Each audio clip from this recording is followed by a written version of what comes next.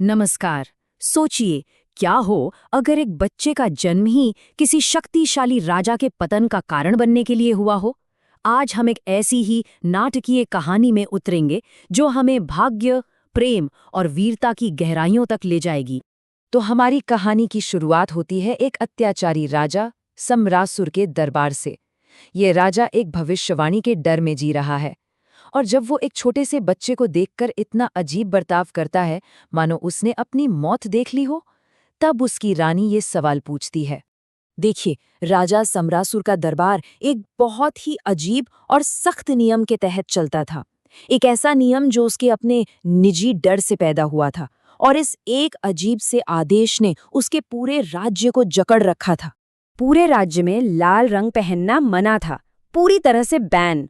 ये जो एक रंग के खिलाफ कानून था ना, सुनने में तो बड़ा अजीब लगता है, पर असल में ये राजा के गहरे डर और कह सकते हैं उसके पागलपन को दिखाता था।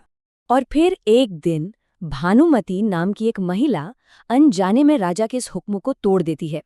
वो अपने बच्चे को लाल कपड़ों में दरबार ले आती है, और बस यहीं से कहानी एक बहुत ही ड्रामेटिक मोड़ ले लेती है। राजा का सारा गुस्सा उस मासूम बच्चे पर उतर जाता है, और उसकी माँ को एक ऐसा फैसला लेना पड़ता है जो दिल दहला दे। ये एक माँ के प्यार और उसकी हिम्मत की असली परीक्षा थी।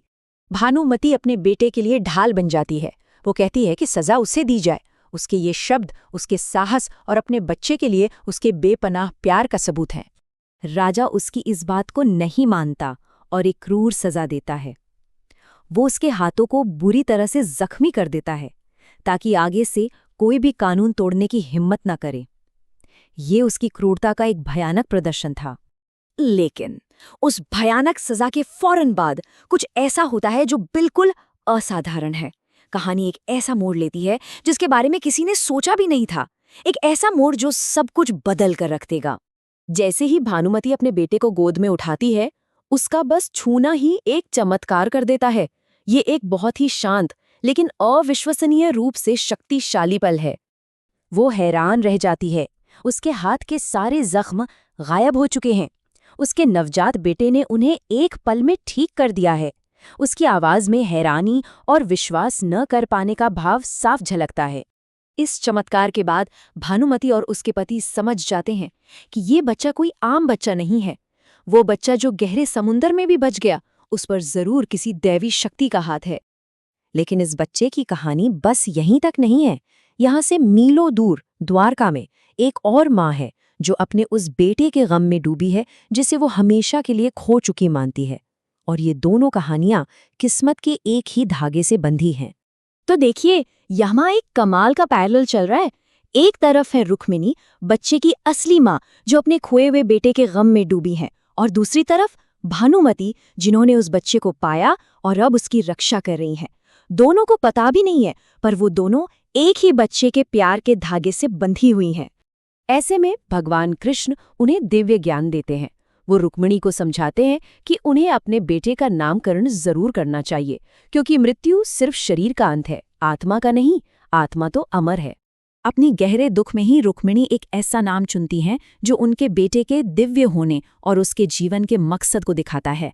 ये एक ऐसा नाम था जिसे मानो खुद किस्मत ने ही चुना था। और ठीक उसी पल, बिल्कुल उसी समय, भानुमति के मन में भी एक दिव्य प्रेरणा आती है, और वो भी अपने बेटे का वही नाम सोचती हैं, प्रद्युम्न। ये नाम अपने आप में एक भविष्यवाणी है। प्रद्युम्न का मतलब है दुष्टों का नाश करने वाला, अन्याय को खत्म करने वाला। ये नाम ही दुनिया में उस बच्चे की किस्मत तय कर देता है। और इस तरह दो माँओं के जरिए जो प्यार और किस्मत से एक दूसरे से जुड़ी हैं, उस बच्चे की असली पहचान आखिरकार सामने आती है। उसे अपना नाम मिल गया है, और नाम के साथ साथ अपना मकसद भी। तो ये जो नामकरण हुआ है ना, ये कहानी का अंत नहीं है, बल्कि ये तो एक बहुत बड़ी यात्रा की बस शुरुआत है। अब सवाल ये उठता है कि प्रद्युम्न यानी किस्मत का ये बच्चा अपनी इस भविष्यवाणी को पूरा कैसे करेगा। वाकई ये कहानी सोचने पर मजबूर कर देती है कि भाग्य की शक्ति आखिर होती क्या है।